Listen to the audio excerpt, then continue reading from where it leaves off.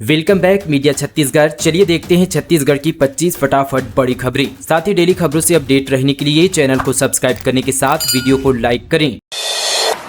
ग्रामीण महिलाओं के सशक्तिकरण की दिशा में पंचायत और ग्रामीण विकास विभाग की नई पहल दीदी के गोठ रेडियो कार्यक्रम का होगा शुभारंभ। मुख्यमंत्री विष्णुदेव साय ने कहा कि सुशासन का वास्तविक अर्थ तभी पूर्ण होगा जब हमारी ग्रामीण महिलाएं सामाजिक, आर्थिक और पारिवारिक रूप से सशक्त बने। इसी दूरदर्शी सोच के साथ छत्तीसगढ़ सरकार ने महिलाओं को आत्मनिर्भरता और स्वावलंबन की दिशा में प्रेरित करने के लिए एक नई ऐतिहासिक पहल की है। राज्य ग्रामीण आजीविका मिशन के अंतर्गत तैयार विशेष रेडियो कार्यक्रम दीदी के गोठ का शुभारंभ आज दोपहर 12:15 पर किया जाएगा। यह कार्यक्रम आकाशवाणी रायपुर केंद्र सहित प्रदेश के सभी आकाशवाणी केंद्रों से एक साथ प्रसारित होगा। साथ ही इसकी यहाँ पर लाइव स्ट्रीमिंग और ऑनलाइन प्लेटफॉर्म www.onlineradiofm.in पर भी उपलब्ध रहेगी। दीदी के गोठ केवल एक रेडियो कार्यक्रम नहीं है, बल्कि यह मुख्यमंत्री विष्णुदेव साय सुशासन की सरकार की दूरदर्शी सोच का प्रतिबिंब है। चिरमिरी में मस्जिद के बगल में गणेश पंडाल आरती के वक्त बंद कर दिए जाते हैं लाउड स्पीकर। हिंदू मुस्लिम एकता की अनूठी मिसाल। छत्तीसगढ़ के चिरमिरी में हिंदू मुस्लिम एकता की अनूठी मिसाल देखने को मिली। हल्दीबाड़ी स्थित पुरानी मस्जिद के मुख्य द्वार के ठीक बगल में गणेश प्रतिमा की स्थापना की गई है। मस्जिद में रोजाना रात को ईद मिलादुन नबी का आयोजन होता है। सैकड़ों की संख्या में पुरुष और बच्चे मस्जिद पहुंचते हैं। गणेश पंडाल में सुबह शाम भक्त पूजा अर्चना के लिए आते हैं। दोनों समुदाय एक दूसरे के धार्मिक कार्यक्रमों का सम्मान करते हैं। जब भगवान गणेश की पूजा आरती होती तब मस्जिद के लाउड स्पीकर बंद कर दिए जाते हैं। यूरिया के लिए भटक रहे किसान 266 रुपए प्रति पैकेट की खाद 1000 में भी नहीं मिल रही है। बस्तर में इन दिनों यूरिया की डिमांड काफी बढ़ गई है, लेकिन निजी दुकानों में भी यूरिया की टोटा है। इसके चलते किसान काफी परेशान हैं। 266 रुपए प्रति बोरी यूरिया 1000 रुपए में भी नहीं मिल रही है। किसान फसल की बढ़वार के लिए यूरिया का उपयोग कर रहे हैं और यूरिया यहाँ पर छिड़काव का समय आ गया है। किसान मौसम खुलते ही यूरिया के लिए भटक रहे हैं। किसान जुगाड़ लगाकर दुकानदारों को मुंह मांगी कीमत देने को मजबूर है। छत्तीसगढ़ की सबसे बड़ी कृषि उपज मंडी अब 56 करोड़ की लागत से बनेगी हाईटेक। बलौदाबाजार में 1958 से भाटापारा शहर के केंद्र में संचालित हो रहे यहाँ पर पुरानी कृषि उपज मंडी ने भले ही पीढ़ियों तक किसानों की मेहनत को बाजार दिलाया, लेकिन समय के साथ यहाँ भीड़भाड़ और अव्यवस्था लगी। अब यह मंडी मार्च 2026 तक एक नए आधुनिक और विस्तारित स्वरूप में बदलने जा रही है। 35 एकड़ में बन रही इस हाईटेक मंडी किसानों, व्यापारियों और मजदूरों के लिए बेहतर संसाधनों के साथ व्यापार का नया केंद्र बनने वाला है। छत्तीसगढ़ के 23 रेलवे स्टेशनों पर फिर रुकेगी एक्सप्रेस ट्रेन। तो खनसाहू बोले ट्रेनों का स्टॉपेज छत्तीसगढ़ की जनता को तोहफा। 1 सितंबर से शुरू होगी सुविधा। छत्तीसगढ़ के रेल यात्रियों के लिए अच्छी खबर है। बिलासपुर रेल मंडल सहित प्रदेश के 23 स्टेशनों पर एक्सप्रेस ट्रेनों का ठहराव फिर से शुरू होगा। कोरोना काल में इन स्टेशनों पर ट्रेनों का ठहराव बंद कर दिया गया था। तब से स्थायी निवासी स्टॉपेज बहाली की मांग कर रहे थे, जबकि केंद्रीय राज्य मंत्री साहू ने इस मामले में रेल मंत्री से मुलाकात कर पहल की थी। केंद्रीय राज्य मंत्री साहू ने कहा कि यह छत्तीसगढ़ की जनता को तोहफा है। हर क्षेत्रों को बेहतर रेल सुविधा के लिए प्रयास जारी रहेगा। पुलिसकर्मी पर गुंडागर्दी का आरोप। वार्डवासियों ने एसपी से लगाई न्याय की गुहार। कहा पिटाई से एक ही परिवार के 6 लोग घायल। थाने में नहीं लिखी गई एफआईआर। कबीरधाम जिले के पंडरिया थाना क्षेत्र के बैरागपारा में एक पुलिस आरक्षक और उसके परिवार पर गुंडागर्दी का आरोप लगाया गया है। न्याय के लिए एसपी दफ्तर पहुंचे वार्डवासी और पीड़ित परिवार ने बताया कि पुलिस आरक्षक और उसके परिवार वालों ने मिलकर एक परिवार के 6 सदस्यों के साथ जमकर पिटाई की, जिससे पीड़ित परिवार के 6 सदस्य घायल हो गए हैं। पीड़ित परिवार ने पंडरिया थाने में एफआईआर दर्ज नहीं करने का आरोप लगाते हुए कहा आरोपी पक्ष पुलिस परिवार से इसलिए एफआईआर दर्ज नहीं की जा रही है। एफआईआर दर्ज करने के लिए पैसों की डिमांड करने का भी आरोप लगाया है। न्याय पाने ऑफिस पहुंचे वार्डवासी और पीड़ित परिवार से एसपी धर्मेंद्र सिंह छवई ने पंडरिया थाना प्रभारी दोनों पक्ष के खिलाफ एफआईआर दर्ज करने के निर्देश देते हुए मामले की निष्पक्ष जांच करने की बात कही। महानदी जल विवाद सुलझाने की बड़ी पहल। हर हफ्ते काम करेंगे छत्तीसगढ़ और उड़ीसा के इंजीनियर्स। छत्तीसगढ़ और उड़ीसा के बीच चल रहे महानदी जल विवाद को सुलझाने की दिशा में बड़ी पहल शुरू की जा रही है। छत्तीसगढ़ और उड़ीसा दोनों ही राज्यों के समेकती प्रयासों से शुरू हो रही इस पहल के तहत इंजीनियरों की टीम हर हफ्ते काम करेगी और महानदी का समन्वय का नया ढांचा बनेगा। 1 सितंबर से भरे जाएंगे मदरसा बोर्ड एनुअल एग्जाम फॉर्म। 1 महीने तक चलेगी प्रक्रिया। 20 सितंबर तक सप्लीमेंट्री एग्जाम फॉर्म भर सकेंगे। छत्तीसगढ़ मदरसा बोर्ड की वार्षिक मुख्य परीक्षा के लिए फॉर्म भरने की प्रक्रिया 1 सितंबर से शुरू होगी। यह प्रक्रिया पूरे 30 दिनों तक चलेगी। बोर्ड ने सभी मदरसा स्कूलों को निर्देशित किया है कि वे अपने विद्यार्थियों के आवेदन समय पर जमा करें। बोर्ड ने बताया कि इस बार मुख्य परीक्षा के साथ ही द्वितीय, तृतीय और चतुर्थ अवसर परीक्षा के फॉर्म भी आमंत्रित किए जा रहे हैं। इन परीक्षाओं के लिए फॉर्म भरने की प्रक्रिया 1 सितंबर से 20 सितंबर तक चलेगी। आदिवासियों को मिला 400 करोड़ का मुआवजा, मगर 10,000 से ज्यादा निकालने को एसडीएम से लेनी होगी परमिशन। सरगुजा जिले के उदयपुर ब्लॉक में राजस्थान राज्य विद्युत उत्पादन निगम लिमिटेड की कोल ब्लॉक के लिए अधिग्रहित जमीन के बदले भूस्वामियों को 400 करोड़ का मुआवजा वितरण आरंभ कर दिया गया है। भूस्वामियों के खाते में मुआवजे की राशि अंतरित की जा रही है। आदिवासी भूस्वामियों के हित में सरगुजा कलेक्टर विलास पोस्कर ने पहल की है। मुआवजा का 10,000 से अधिक राशि आहरण के लिए भूस्वामियों को एसडीएम उदयपुर से लिखित में अनुमति लेनी होगी। बड़ी राशि आहरण करने का कारण बताना होगा, तभी वे राशि आहरित कर सकेंगे।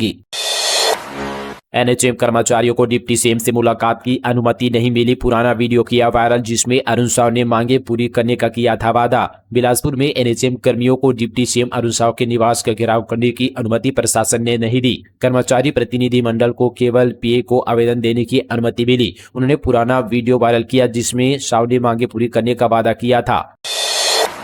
बस्तर दशहरे में होगी पुरानी परंपराओं की वापसी, सांसद कश्यप ने पीएम और मुख्यमंत्री को लिखा पत्र। दुनिया भर में अपनी अनूठी परंपराओं और भव्यता के लिए मशहूर बस्तर दशहरा इस साल और खास हो सकता है। दरअसल 60 साल से टूटी हुई एक पुरानी परंपरा को फिर से जीवंत करने की कोशिशें तेज हो गई है। यदि सब कुछ ठीक रहा तो इस बार दशहरे में बस्तर राज परिवार के सदस्य कमलचंद भंजदेव और उनकी पत्नी माता दंतेश्वरी का छत्र लेकर रथ पर विराज होंगे। बता दें कि बस्तर दशहरा केवल धार्मिक आयोजन नहीं, बल्कि आस्था, संस्कृति और परंपरा का संगम है। हर साल यहाँ मां दंतेश्वरी का छत्र रथ पर विराजित कर हजारों श्रद्धालु परिक्रमा की परंपरा निभाते हैं। रियासत काल में इस परंपरा की भव्यता और बढ़ जाती है, जब राजा रानी एक साथ छत्र लेकर रथ पर बैठते थे।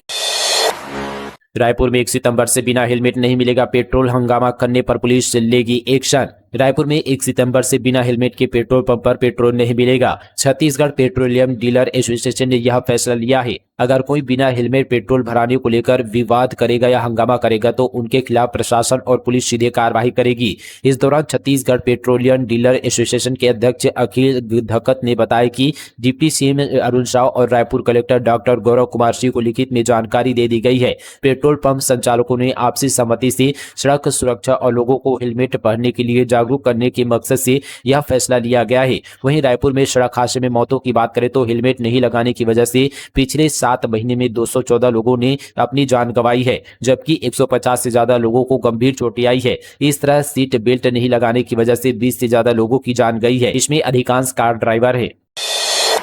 छत्तीसगढ़ में मुन्ना भाई एमबीबीएस फर्जी ईडब्ल्यूएस सर्टिफिकेट से मेडिकल कॉलेज में लिया एडमिशन। बिलासपुर में मुन्ना भाई एमबीबीएस फिल्म की याद ताजा हो गई। फर्क बस इतना है कि यहाँ चमत्कारी किताब नहीं, बल्कि फर्जी कागज ने मेडिकल कॉलेज में एंट्री दिला दी। अब सोचिए, डॉक्टर बनने का सपना अगर फर्जी प्रमाण पत्र पर पूरा होगा तो इलाज करेंगे या मरीजों का खेल करेंगे। इस खुलासे ने न सिर्फ प्रशासन को हिला दिया है, बल्कि प्रतियोगी परीक्षाओं की पारदर्शिता पर भी बड़ा सवाल खड़ा कर दिया है। मामला बिलासपुर मेडिकल कॉलेज का है, जहाँ 3 छात्राओं ने फर्जी ईडब्ल्यूएस प्रमाण पत्र के आधार पर नीट परीक्षा पास की है और एमबीबीएस में दाखिला पा लिया। तहसील कार्यालय ने जांच में साफ कर दिया है कि उनके नाम से कोई यहाँ पर प्रमाण पत्र जारी नहीं किया गया है, यानी जो दस्तावेज दिखाए गए थे वे पूरी तरह से फर्जी थे। अभी इन छात्राओं का एडमिशन खतरे में है और प्रशासन भी मान रहा है कि अगर गड़बड़ी साबित होगी तो कड़ा एक्शन तय है। आस्था के नाम पर अंधविश्वास का खेल, कलार समाज के इष्ट देव के नाम पर फैलाया वसूली का जाल, पशु पक्षियों की देता है बलि। छत्तीसगढ़ के कांकेर जिले से एक हैरान कर देने वाला मामला सामने आया है, जहां शहर से सटे कोडे जुंगा गांव में आस्था के नाम पर अंधविश्वास का खेल खुलेआम खेला जा रहा है। भूत प्रेत भगाने और इलाज का दावा करने वाला एक बैगा पशु पक्षियों की बलि चढ़ाकर लोगों को गुमराह कर रहा है। यही नहीं, इस पूरे घटनाक्रम का वीडियो इन दिनों सोशल मीडिया पर वायरल हो रहा है। इस पूरे मामले में चौंकाने वाली बात यह कि ढोंगी बाबा कलार समाज के इष्ट देव सहस्त्र बाहु अर्जुन का नाम लेकर दरबार लगाता है, जिसके खिलाफ समाज ने भी आपत्ति जताई है। इस कृत्य को लेकर समाज ने कोतवाली थाने में भी शिकायत दर्ज कराई है। यह बाबा इलाज के नाम पर लोगों से मोटी रकम भी वसूल रहा है। बताया जा रहा है कि एक व्यक्ति से वह 5,100 रुपये की फीस लेकर इलाज करने का दावा करता है। अब देखने वाली बात है कि आगे इस पर क्या कार्रवाई होता है। सड़कों की दुर्दशा के विरोध में कांग्रेस फिर करेगी प्रदर्शन। एनएच के पास मरम्मत के लिए पैसे तक नहीं, मंत्री राजेश अग्रवाल ने ली अधिकारियों की बैठक। अंबिकापुर नगर निगम क्षेत्र में सड़कों की दुर्दशा हो गई है। शहर की सड़कों में गड्ढे ही गड्ढे हो गए हैं। भारत माता चौक से दरिम्बा मोड़ तक सड़क की दुर्दशा के विरोध के बाद एनएच ने मरम्मत ही शुरू नहीं कराई। एनएच के पास मरम्मत के लिए पैसे ही नहीं है। इसके विरोध में कांग्रेस ने फिर से 3 सितंबर को आंदोलन करेगी। कुदरगढ़ धाम में लगेगा रोपवे, 13 करोड़ 20 लाख रुपए होंगे खर्च। हैदराबाद की कंपनी के साथ हुआ एग्रीमेंट। सूरजपुर में स्थित आस्था के केंद्र कुदरगढ़ धाम में रोपवे की बहुप्रतीक्षित मांग अब पूरी होने जा रही है। बीते दिन ट्रस्ट के कार्यकारिणी सदस्य की उपस्थिति में बैठक कर धाम में रोपवे निर्माण की हैदराबाद की Arcon Infra ropeways and future mobility private limited के साथ एग्रीमेंट साइन किया गया। सीएम शाह ने महुआ मोहित्रा के बयान को बताया विपक्षी की दूषित मानसिकता का प्रमाण पत्र। कहा केंद्रीय गृह मंत्री पर अभद्र टिप्पणी 140 करोड़ देशवासियों के सम्मान पर चोट। मुख्यमंत्री विष्णुदेव साय ने केंद्रीय गृह मंत्री अमित शाह को लेकर तृणमूल कांग्रेस की सांसद महुआ मोहित्रा के विवादित बयान को लेकर कड़ी प्रतिक्रिया दी है। उन्होंने कहा कि केंद्रीय गृह एवं सहकारिता मंत्री अमित शाह के खिलाफ की गई टिप्पणी न केवल आपत्तिजनक और असंवेदनशील है बल्कि यह एक गंभीर आपराधिक कृत्य भी है। मुख्यमंत्री ने इसे केवल एक व्यक्ति पर व्यक्तिगत टिप्पणी मानने से इनकार करते हुए कहा कि यह मामला देश की गरिमा, लोकतांत्रिक मूल्यों और राष्ट्रीय चेतना से सीधे तौर पर जुड़ा हुआ है। मुख्यमंत्री विष्णुदेव साय ने कहा कि गृह मंत्री देश की सुरक्षा और एकता के सर्वोच्च प्रहरी है और उन पर इस प्रकार की अभद्र टिप्पणी वास्तव में लोकतांत्रिक मर्यादाओं का अपमान है। मुख्यमंत्री ने कहा कि यह घटना बताती कि विपक्ष किस प्रकार राजनीतिक में निम्न स्तर तक गिर चुका है और किस प्रकार व्यक्तिगत आपेक्षों के माध्यम से लोकतांत्रिक संवाद की गरिमा को लगातार ठेस पहुंचाई जा रही है। भूपेश बोले कवर्धा सदन में कैदियों से कराई मजदूरी, कैदी फरार। कहा घटना को दबाने की कोशिश कर रहा प्रशासन। हाईकोर्ट के सिटिंग जज से जांच की मांग। पूर्व मुख्यमंत्री भूपेश बघेल ने गृह मंत्री विजय शर्मा पर गंभीर आरोप लगाया है। उन्होंने कहा कि विजय शर्मा ने रायपुर में बन रहे कवर्धा सदन का निर्माण कार्य में जेल के कैदियों से मजदूरी कराई। सजा काट रहा एक कैदी जेल से बाहर लाकर काम में लाया गया और वहीं से फरार हो गया। भूपेश बघेल ने कहा कि प्रदेश में अब तक जो भी मुख्यमंत्री रहे उनके मिलने जुलने वालों के लिए सदन बनाए गए, जैसे मरवाही सदन, राजनांदगांव सदन, पाटन सदन और अभी कुनकुरी सदन, लेकिन किसी मंत्री के लिए सदन बनाने की परंपरा कभी नहीं रही। पहली बार गृह मंत्री ने कवर्धा सदन बनवाया है। बस्तर में भीषण बारिश का कहर, 130 पोल टूटने से 147 गांव में बिजली बंद, विभाग को 50 लाख का नुकसान। बस्तर में भारी बारिश और बाढ़ ने बिजली व्यवस्था को बुरी तरह प्रभावित किया, जिसके परिणाम स्वरूप 130 बिजली पोल गिर गए और 147 गांव की बिजली गुल हो गई, जिससे विद्युत कंपनी को लगभग 50 लाख रुपए का नुकसान हुआ है। नक्सलियों ने एक और शिक्षा दूत की हत्या, अब तक 9 शिक्षा दूतों को उतार चुके हैं मौत के घाट। बीजापुर में नक्सलियों ने एक और शिक्षा दूत की हत्या कर दी है। मृतक शिक्षा दूत कल्लू ताती गंगालूर क्षेत्र के नेन्द्र स्कूल में पदस्थ था। ग्रामीणों में दहशत का भी माहौल है। सूत्रों से मिली जानकारी के मुताबिक कल्लू ताती का अपहरण नक्सलियों ने शुक्रवार शाम को स्कूल से लौटते समय कर लिया था। देर रात उसे मौत के घाट उतार दिया। कल्लू ताती बीजापुर के तोड़का गाँव का रहने वाला बताया जा रहा है। बताया जा रहा है कि बंद स्कूलों के पुनः संचालन के बाद नक्सलियों ने अब तक कुल यहाँ पर 9 शिक्षा दूतों की हत्या कर दी है। इनमें से 5 हत्याएं बीजापुर जिले में और 4 सुकमा जिले में हुई है। लगातार हो रही इन घटनाओं से शिक्षकों और ग्रामीणों में दहशत का माहौल है। शिक्षा के क्षेत्र में काम कर रहे इन शिक्षा दूतों को निशाना बनाया जाना बेहद चिंता का विषय बन चुका है। अब और भड़केगा मितानिनों का आंदोलन। 4 सितंबर को राजधानी में जुटेंगी 75,000 एनएचएम कार्यकर्ता, सेम हाउस का घेराव करेंगी। छत्तीसगढ़ की स्वास्थ्य व्यवस्था की रीढ़ कहे जाने वाली मितानिन दीदियों की अनिश्चितकालीन हड़ताल 7 अगस्त से जारी है। राजधानी रायपुर में सोमवार को मितानिन दीदियों ने प्रेस कॉन्फ्रेंस कर सरकार को चेतावनी दी कि यदि उनका 3 सूत्री मांगों को पूरा नहीं किया गया तो आगामी 4 सितंबर को 75,000 से अधिक मितानिनें राजधानी में जुटकर मुख्यमंत्री निवास का घेराव करेंगी। दुर्ग में कुख्यात बदमाश के खिलाफ एनएसी की कार्रवाई, 18 मामले हैं दर्ज, 3 महीने के लिए भेजा गया जेल, कलेक्टर ने लिया एक्शन। दुर्ग के कलेक्टर अभिजीत सिंह ने कुख्यात बदमाश संगीत मधुकर उर्फ टेटे को राष्ट्रीय सुरक्षा कानून के तहत 3 महीने के लिए जेल भेजा है। पथर्रा वार्ड क्रमांक 5 पुरानी भिलाई का 28 वर्षीय आरोपी पिछले 1 दशक से आपराधिक गतिविधियों में सक्रिय था। वरिष्ठ पुलिस अधीक्षक विजय अग्रवाल की रिपोर्ट के अनुसार आरोपी 2015 से लगातार अपराधों में शामिल रहा। उस पर कुल 18 यहाँ पर आपराधिक मामले दर्ज है। इनमें 11 मामले मारपीट और जान से मारने की धमकी के हैं। 7 मामले पशु तस्करी से जुड़े हुए हैं। पुलिस रिपोर्ट में बताया गया कि आरोपी दादागिरी करता था। वह लोगों का रास्ता रोकता और धारदार हथियारों से हमला करता था। उसकी दहशत के कारण कोई भी व्यक्ति उसके खिलाफ गवाही देने को तैयार नहीं होता था। छत्तीसगढ़ के नक्सलियों का तेलंगाना में सरेंडर। मुलुगु में 7 माओवादियों ने किया आत्मसमर्पण, 7 महिलाएं भी शामिल। तेलंगाना के मुलुगु जिले में छत्तीसगढ़ के 7 नक्सलियों ने सरेंडर किया है। इनमें 4 महिला सदस्य शामिल है। सभी नक्सली बीजापुर जिले से हैं। लड़ाई से बेहतर है गांव हमारे, गांव वापस आ जाओ अभियान के तहत नक्सलियों ने आत्मसमर्पण किया है। आप बोली बस्तर में आदिवासियों का शोषण कर रही पुलिस। प्रदेश उपाध्यक्ष ने कहा पुलिस की गाड़ी से की जा रही लकड़ी की तस्करी। आम आदमी पार्टी ने पुलिस पर आदिवासियों के शोषण का आरोप लगाया है। बीते दिन प्रेस कॉन्फ्रेंस करते हुए कहा कि बस्तर में आदिवासियों का शोषण पुलिस कर रही है। पार्टी के प्रदेश उपाध्यक्ष और जिला पंचायत सदस्य कांकेर देवलाल नरेटी ने बताया कि 14 अगस्त को केसकाल क्षेत्र के कोहकामेटा गाँव के 4 युवक उम्र यहाँ पर 23 से 24 वर्ष जंगल घूमने गए थे। उनका यह भी कहना है कि पुलिस की गाड़ी से लकड़ी की तस्करी की जा रही है। देवलाल नरेटी ने कहा कि पुलिस ने उन्हें नक्सली बताकर गोली मार दी। युवक लगातार चिल्लाकर अपनी जान बचाना बता रहे थे। उनने मोबाइल और आधार कार्ड भी दिखाए, लेकिन पुलिस ने नहीं सुनी। बाद में घटना को नक्सली मुठभेड़ बताया गया, जबकि आसपास कहीं भी गोलीबारी के निशान नहीं थे। बीच सड़क दूध होकर जल उठा ट्रक, ड्राइवर ने कूदकर बचाई अपनी जान। दोनों और गाड़ियों की लगी लंबी लाइन। बलौदाबाजार जिले से आगजनी की घटना सामने आई है, जहां टैंकर में भीषण आग लग गई। देखते ही देखते आग यहां पर काफी तेज बढ़ने लगी। यह हादसा पलारी थाना क्षेत्र के ग्राम उड़ान के पास हुआ है, जहां पुलिस पेट्रोलिंग टीम मौके पर पहुंची।